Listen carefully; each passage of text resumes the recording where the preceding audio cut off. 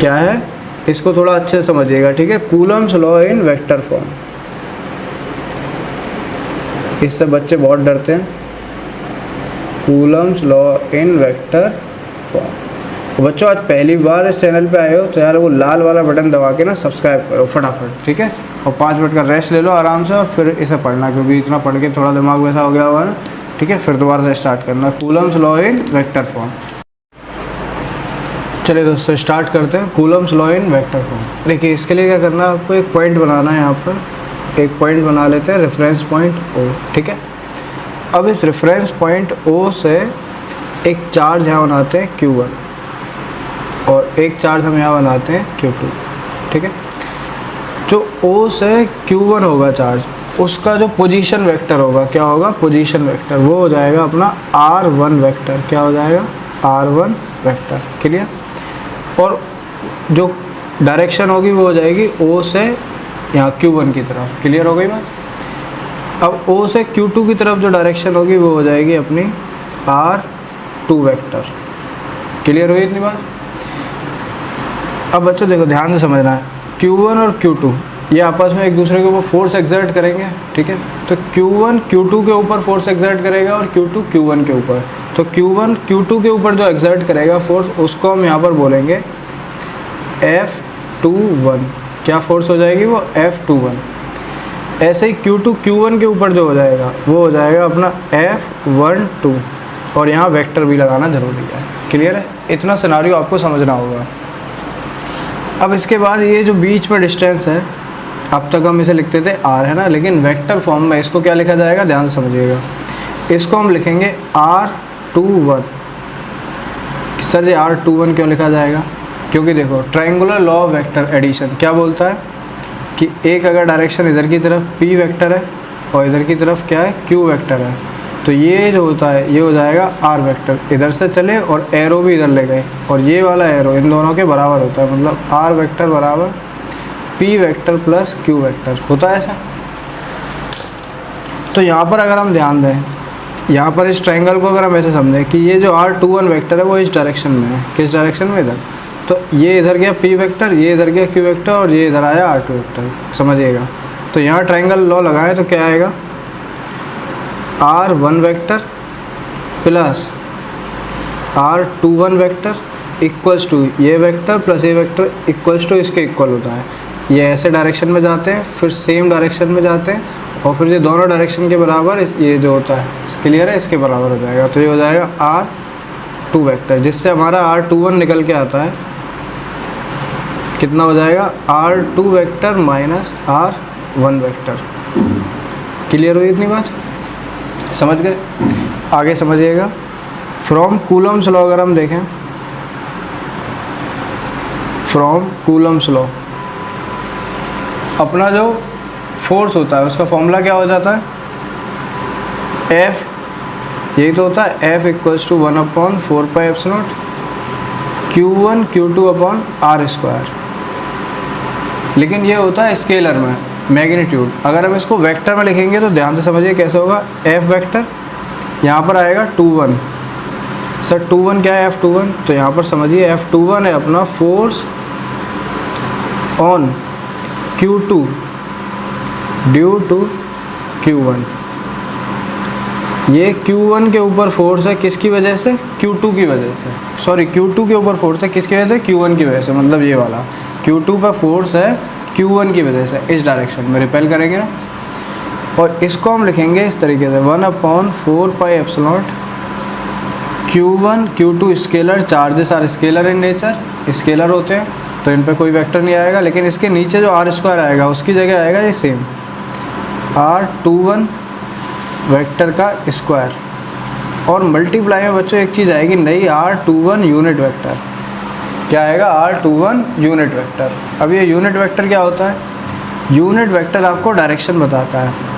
R21 unit vector, ये जो cap होता है इसे हम बोलते हैं यूनिट वेक्टर ऑफ R21।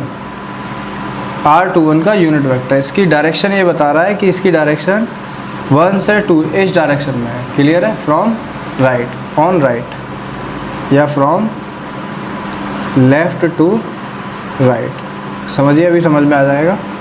समझ गए? तो F21 हो जाएगा 1/4πε0 Q1 Q2 R21 R21 का ए।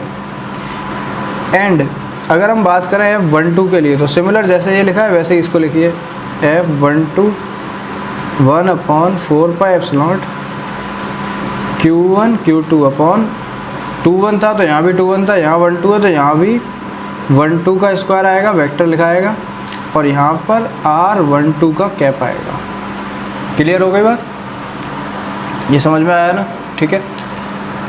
अब देखो बच्चों, जो R21 है और R12 है, R21 इस डायरेक्शन में, तो यूनिट वेक्टर डायरेक्शन बताता है कि ये इस डायरेक्शन में फ्रॉम लेफ़्ट टू राइट, और R12 अगर हम बात करें तो R12 इस डायरेक्शन में हो जाएगा from right to left, from right to left. Clear है? तो यहाँ साइड में हम लिख सकते हैं कि भाई R21 जो है वो माइनस मतलब अपोजिट डायरेक्शन में R12 के, R12 and R21 are in opposite direction. इतनी चीज़ समझ में आई? तो यहाँ पर हम अगर इसको R12 को और जो R21 का स्क्वायर है R12 का स्क्वायर है, इस चीज़ को और समझेंगे। ये वेक्टर जब हम पढ़ेंगे ना आगे तो ज़्यादा अच्छा समझ में आएगा। R12 का स्क्वायर R21 के स्क्वायर के इक्वल ही होता है, क्योंकि ये मैग्नीट्यूड बताता है, मैग्नीट्यूड आर इक्वल। तो ये दोनों टर्म्स इक्वल हैं, ये कांस्टेंट है, ये स्केलर है, ये भी सेम हो गए, है ना। लेकिन ये दोनों अपोजिट हैं, आपस में क्या है, नेगेटिव। इसका मतलब F21 मतलब हम इसकी जगह पर ये पुट कर सकते हैं क्या, R21 का स्क्वायर, है ना। इसको हटा के ये लगा सकते हैं। लेकिन इसकी जगह पर अगर हम ये लगाएंगे R12 की जगह पर, तो ये हमें माइनस लगाना होगा यहाँ पर, या फिर यहाँ लगाएंगे तो हमें ये माइनस लगाना होगा। इससे कंक्लूड होता है, कंक्लूड दैट कि F21 जो है वो माइनस F12 के इक्वल है। F21 क्या है, वेक्टरली माइनस F12 के equal. So the forces F12 and F21 are equal in magnitude,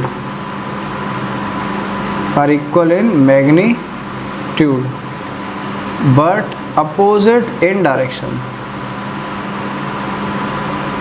vector form से ही पता चलता है, क्या पता चलता है, कूलम्स लॉ वेक्टर से पता क्या चलता है कि ये जो दो फोर्सेस हैं, ये इसके ऊपर फोर्स लगा रहा है F21, Q2 के ऊपर Q1, ठीक है। यहाँ लिखा था ना force on Q2 due to Q1, F21 और F12 क्या है, फोर्स ऑन Q1 जो पहला होता है उसके ऊपर ड्यू टू Q2 Q1 के ऊपर Q1 Q2 के ऊपर। स्टार्टिंग में क्वेश्चन आया था ना जिसमें वो पूछ रहा था कि इस स्फीयर ने इसके ऊपर इतना लगाया लेकिन इसने कितना लगाया, तो सेम ही फोर्स आंसर लिखा था हमने एग्जाम, उसमें क्वेश्चन था एक्सरसाइज का सेकंड वाला, उसका बी पार्ट, है ना। तो यहाँ पर ये फोर्सेस तो इक्वल होते हैं लेकिन इनकी डायरेक्शन अलग अलग होती है, अपोजिट होती है। इसी चीज़ को शो करने के लिए Coulomb law in vector form use किया जाता है कि F12 and 21 are equal in magnitude but opposite in direction. Clear हुई ना बात? तो ये दोनों का मैग्नीट्यूड तो इक्वल होगा लेकिन डायरेक्शन क्या होगी, अपोजिट होगी। और ये इस चीज़ से समझ में आया ना, ठीक है। इसे हम बोलते हैं Coulomb's law in vector form. ये एग्जाम में बहुत कम आता है, लेकिन इसकी अगर प्रूविंग आ जाए कि right the Coulomb's law in vector form, तो आपको ऐसे ही लिखना है, एक Q1 लेना है R1 वेक्टर, Q2 लेना है R2 वेक्टर ऑरिजिन से। उसके बाद R21 वेक्टर हम निकालेंगे कैसे, R2 minus R1 by triangular law, by triangular law of vector addition. उसके बाद F21 ये जो फोर्स है वो कितना हो जाएगा, 1/4πε0 Q1 Q2 अपॉन R21 का स्क्वायर। ये इस डायरेक्शन में R21 है और ये यूनिट वेक्टर साइड में लिखा जाता है। ये सिर्फ डायरेक्शन बताता है, यूनिट वेक्टर मतलब डायरेक्शन शो करता है जिसका मैग्नीट्यूड 1 होता है। क्लियर है ना।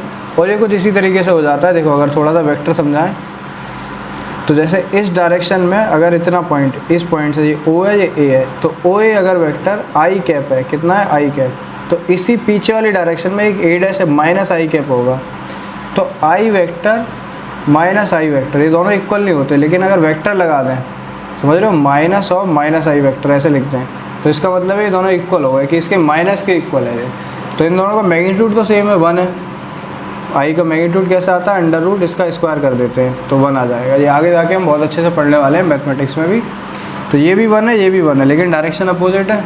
तो कूलम्स लॉ यही बताता है वेक्टर फॉर्म में कि ये दोनों फोर्सेस तो इक्वल होते हैं, लेकिन इनके जो डायरेक्शन होते हैं वो क्या होते हैं, आपस में अपोजिट ही होते हैं। क्लियर हुई इतनी बात? ठीक है, तो इसको समझ में आया? इसको 1-2-3 बार आप समझेंगे, खुद से लिखेंगे ना, राइट करेंगे तो बहुत अच्छे समझ में आएगा। तो जो कूलम्स लॉ वाला जो टॉपिक है और वेक्टर फॉर्म, ये चार्जेस के बारे में, ये सारा हमारा कंप्लीट हो चुका है इतना। ये फोर्स बिटवीन मल्टीपल चार्ज भी हमने करा था सुपरपोजिशन प्रिंसिपल में। ठीक है, अब हम जो नया टॉपिक पढ़ेंगे नेक्स्ट वीडियो में, वो पढ़ने वाले हैं इलेक्ट्रिक फील्ड के बारे में। क्लियर? आपको करना क्या है, आपको बच्चों ये वाले क्वेश्चन 1.1 और एक टॉपिक यहाँ पर रह गया है चार्ज बाई इंडक्शन और कंडक्शन। ठीक है, इसकी टेंशन ना लेगा, ये सबसे लास्ट में कराया जाएगा, तब ज़्यादा अच्छे समझ में आएगा। तो इस क्वेश्चन को छोड़ के, एग्जाम्पल 1.1 को छोड़ के, अब 1.2 वाला एग्जाम्पल, 1.3 वाला एग्जाम्पल बहुत ईजी है, ये क्वांटाइजेशन ऑफ चार्ज पर है। और एग्जाम्पल 1.6, 1.7 ये एग्जाम्पल आप खुद से कर सकते हैं। और यहाँ पर क्वेश्चन आप कर सकते हो 1.8 तक, यहाँ तक आप 1.7 तक, 1.6 तक, यहाँ तक 1.6 तक हमने करे हैं ना, 1.5